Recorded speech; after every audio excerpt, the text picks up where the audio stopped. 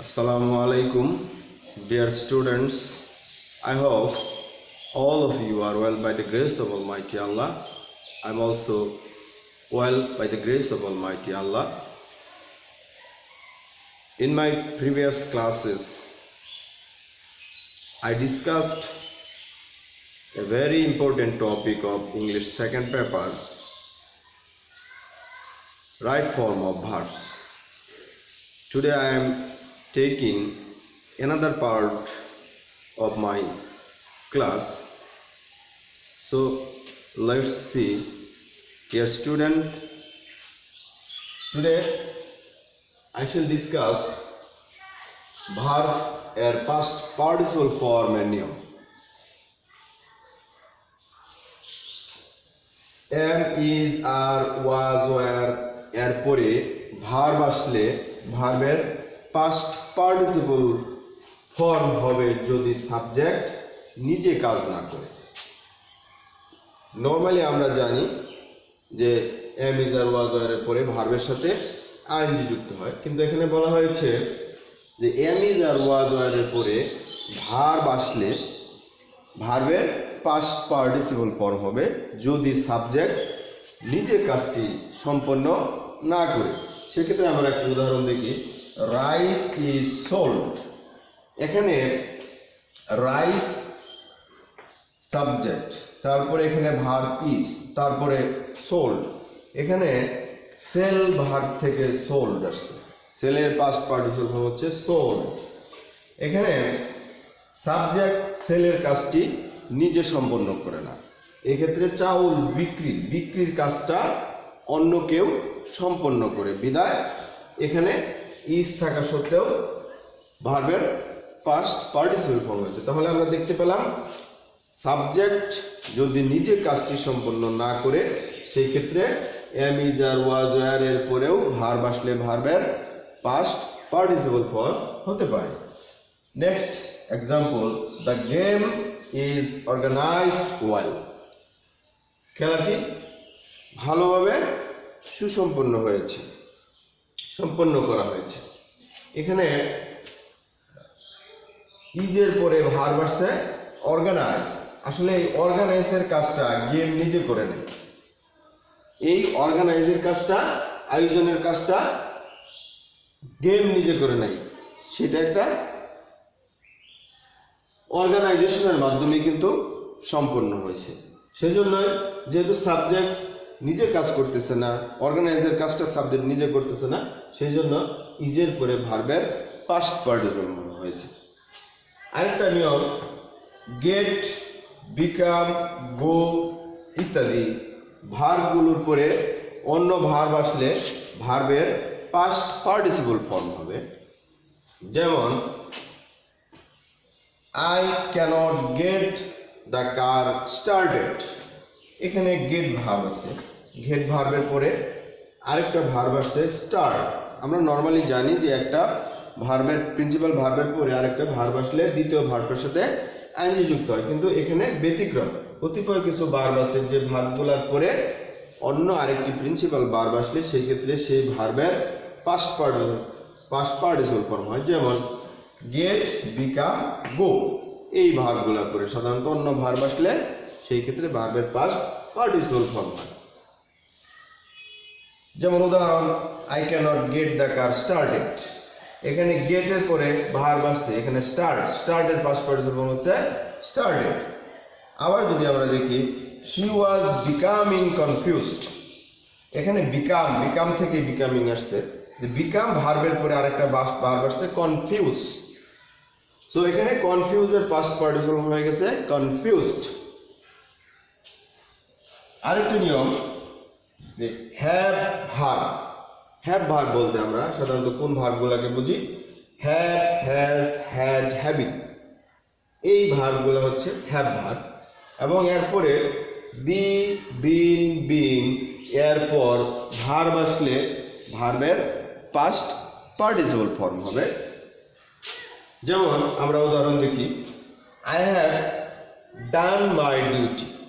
এখানে have verb আসছে, have ভার্বের পরে আরেকটা ভার্ব আসছে ডান, ডো এর পাস্ট পার্টিসিপল ফর্ম হচ্ছে done. Having seen the police the thief ran away।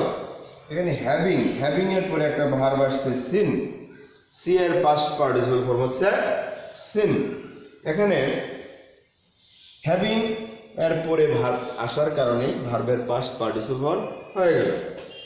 আরেকটা উদাহরণ যদি আমরা দেখি, বিং অ্যারেস্টেড হি ক্রাইড। বিং অ্যারেস্টেড, বিং শব্দের পরে ভার্ব আসছে অ্যারেস্ট, সেই অ্যারেস্টের পাস্ট পার্টিসিপল ফর্ম হচ্ছে অ্যারেস্টেড।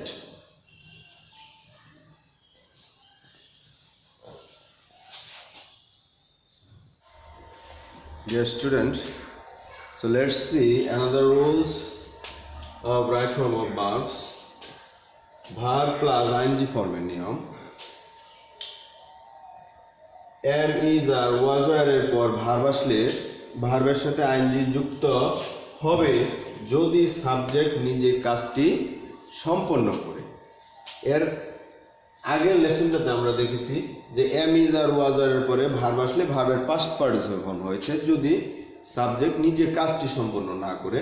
আর এখানে বলা হচ্ছে সাবজেক্ট নিজে যদি কাজটি সম্পন্ন করে সেই ক্ষেত্রে ভার্ব আসলে ভার্বের সাথে আইএনজি যুক্ত হবে। যেমন আমরা উদাহরণ দেখি, he is writing a letter. এখানে রাইট ভার্বের সাথে আইএনজি যুক্ত হয়েছে কারণ এখানে সাবজেক্ট হি, এই লেখার কাজটা রাইটের কাজটা সাবজেক্ট নিজে করতেছে। যেহেতু সাবজেক্ট নিজে কাজটি সম্পন্ন করতেছে, ভার্ব নিষ্পন্ন করতেছে, সেই জন্য ইজ এর পরে ভার্বের সাথে আইএনজি যুক্ত হয়েছে। The boys are playing football.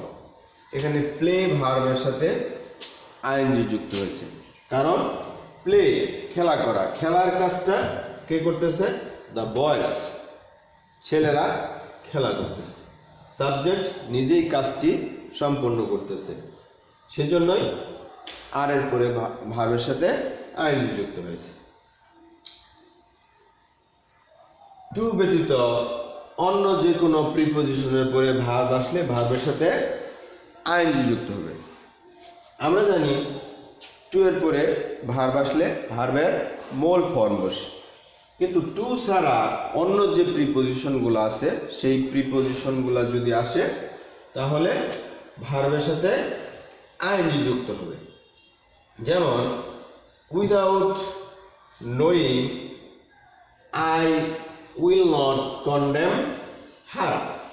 Without knowing I will not condemn her, এখানে প্রিপজিশন উইথ আউট, ভার্ব আসছে এরপরে ভার্ব আসছে নো, নো ভার্বের সাথে আইএনজি যুক্ত হয়েছে। কেন?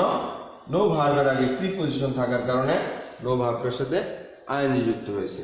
তার মানে টু ব্যতীত অন্য যে কোনো প্রিপজিশন আসলে সেই প্রিপজিশনের পরে ভার্বের সাথে আইএনজি যুক্ত হবে। I do not believe in overloading my stomach. এখানে ওভারলোড ভার্বের আগে একটা প্রিপজিশন আসছে ইন, সো এই ওভারলোড ভার্বের সাথে আইএনজি যুক্ত হয়েছে। এরকম যত প্রিপজিশনই আছে টু ব্যতীত অন্য যে কোনো প্রিপজিশনের বেলায় আমরা ভার্বের পরে আইএনজি যুক্ত করব। প্রিপজিশনের পরে আমরা ভার্বের সাথে আইএনজি যুক্ত করব। কিন্তু টু যদি কোনো কিছুর অংশ হিসেবে বসে এবং এরপরে ভার্ব আসে তাহলে ভার্বের সাথে আইএনজি যুক্ত হয়। যেমন with a view to, look forward to, be plus use to, addicted to, devoted to ইত্যাদি। I am looking forward to receiving a letter from you. এখানে I am looking forward to এর পরে আমরা normally জানি ভার্বের মূল form বসে, কিন্তু এখানে টু লুক ফরওয়ার্ড টু, আসলে লুকিং ফরওয়ার্ড টু আসতে থেকে লুক ফরওয়ার্ড টু এখানে লুক ফরওয়ার্ডের একটা অংশ, প্রিপজিশনাল ফ্রেজ। এই জন্য রিসিভ ভার্বের সাথে আইএনজি যুক্ত হয়েছে। আরেকটা উদাহরণ, I came here with a view to doing the work. এখানে উইথ এ ভিউ টু এর অংশ হচ্ছে টু, টু এখানে উইথ এ ভিউ এর অংশ হিসেবে বসছে, সেই জন্য ডো ভার্বের পরে আইএনজি যুক্ত হয়ে ডুইং হয়েছে। তো দেখি,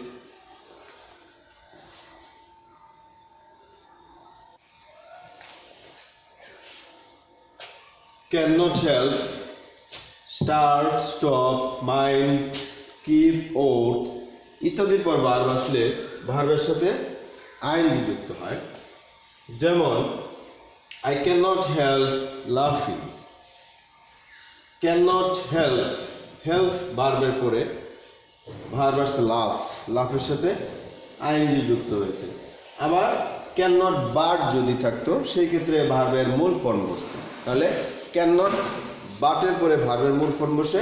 আবার যদি ক্যাননট হেল্প আসে তাহলে সেই ক্ষেত্রে ভার্বের সাথে আইএনজি যুক্ত হয়।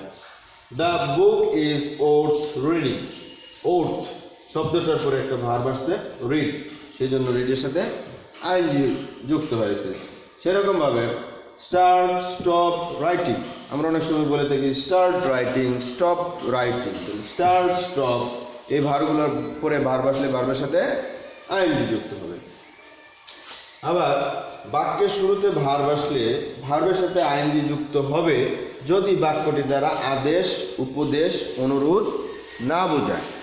কোনো সেন্টেন্সের শুরুতে যদি ভার্ব আসে এবং সেই সেন্টেন্সটি দ্বারা যদি আদেশ, উপদেশ বোঝায় সেই ক্ষেত্রে আমরা জানি ভার্বের মূল ফর্ম বসে। কিন্তু যদি আদেশ, উপদেশ, অনুরোধ না বোঝায় সেই ক্ষেত্রে ভার্বের সাথে আইএনজি যুক্ত হয়। যেমন walking is a good exercise, walking is a good exercise, এখানে ওয়াক ভার্বের সাথে আইএনজি যুক্ত হয়েছে কারণ বাক্যটির দ্বারা আদেশ, উপদেশ, অনুরোধ কিছু বোঝাচ্ছে না। কিন্তু আমি যদি বলি ওয়াক অ্যালং দ্য রুট, সেক্ষেত্রে উপদেশ বোঝাচ্ছে, সেই ক্ষেত্রে কিন্তু ওয়াক ভার্বের মূল ফর্ম হবে। কিন্তু এখানে যেহেতু walking is a good exercise, কোনো আদেশ, উপদেশ, অনুরোধ কিচ্ছু বোঝাচ্ছে না, সেজন্য সেখানে ভার্বের সাথে আমাদের আইএনজি যুক্ত হবে। Going home he went to the table, going home বাড়িতে গিয়ে সে টেবিলে গেল। এখানে গো ভার্ব সাথে আইএনজি যুক্ত হয়েছে কারণ এই বাক্যটির দ্বারা কোনো আদেশ, উপদেশ, অনুরোধ কিচ্ছু বোঝায় না। যদি বাক্য দ্বারা আদেশ, উপদেশ, অনুরোধ বোঝায় এবং বাক্যের শুরুতে ভার্ব আসে তাহলে সেই ক্ষেত্রে ভার্বের মূল ফর্ম হবে। আর যদি আদেশ, উপদেশ কোনো কিছু না বোঝায় তাহলে বাক্যের শুরুতে ভার্ব আসলে ভার্বের সাথে আইএনজি যুক্ত হবে। আবার আমরা জানি যে একটি ভার্বের পরে আরেকটি ভার্ব আসলে দ্বিতীয় ভার্বটির সাথে আইএনজি যুক্ত হয়। নর্মালি একটি প্রিন্সিপাল ভার্বের পরে যদি একটু পরে যদি আরেকটি ভার্ব আসে সেই ক্ষেত্রে দ্বিতীয় ভার্বের সাথে আইএনজি যুক্ত হয়। যেমন I saw him going to market, এখানে স ভার্ব, সি এর পাস্ট ফর্ম স, হ্যাঁ। এখানে পরবর্তীতে আরেকটি ভার্ব আসছে গো, এটাও প্রিন্সিপাল ভার্ব, এটাও প্রিন্সিপাল ভার্ব। সুতরাং একটা মূল ভার্বের পরে যদি আরেকটি মূল ভার্ব আসে কোথাও সেই ক্ষেত্রে দ্বিতীয় ভার্বটার সাথে আইএনজি যুক্ত হবে। প্রিয় শিক্ষার্থীবৃন্দ, আমি তোমাদের সাথে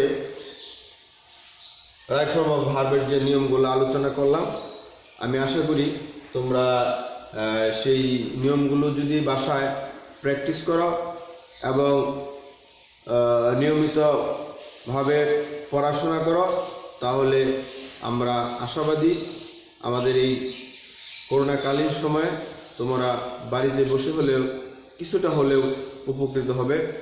ধন্যবাদ সবাইকে, ভালো থেকো সকলে, আসসালামু আলাইকুম।